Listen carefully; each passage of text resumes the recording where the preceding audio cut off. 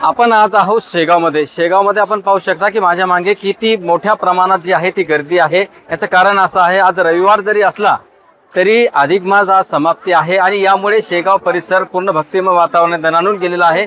मोठ्या प्रमाणात या ठिकाणी भक्त जे आहेत ते आलेले आहेत, दूरवरून भक्त या ठिकाणी आलेले आहे। एकंदरीत आपण पाहत आज 12 सव्वा 12 वाजता अमावस्या लागणार आहे, तत्पूर्वी तोपर्यंत हा अधिक मास असणार आहे। मोठ्या प्रमाणात गर्दी या ठिकाणी आहे। काही भक्त सुद्धा आपल्यासोबत आलेले आहेत, आपल्यासोबत काही महिला आहेत, त्यांच्याशी आपण या ठिकाणी संवाद साधणार आहोत। काही कुठून आलात आपण? मी छत्रपती संभाजीनगर वरून आलेले आहे आणि खूप छान वाटतं। आम्ही दरवर्षी या ठिकाणी येतो।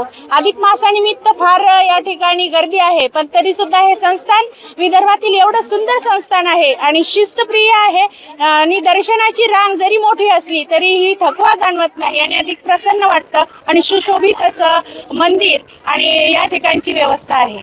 आज अधिक मास समाप्ती आहे, आपण काय सांगाल?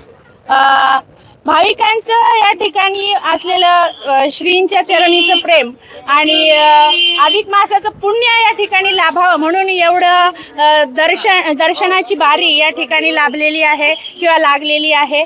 त्यामुळं आपल्या पदरात जे पुण्य पडेल श्रींच्या चरणी, त्यामुळे सगळे भाविक या ठिकाणी येत आहेत आणि आम्ही सुद्धा श्रींच्या चरणी पुण्य प्राप्त करण्यासाठी या ठिकाणी आलेलो आहोत।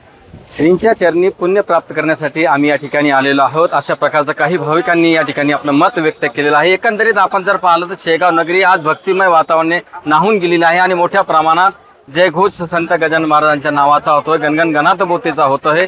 गणेश सवलतकर, LS मराठीसाठी, शेगाव, बुलढाणा।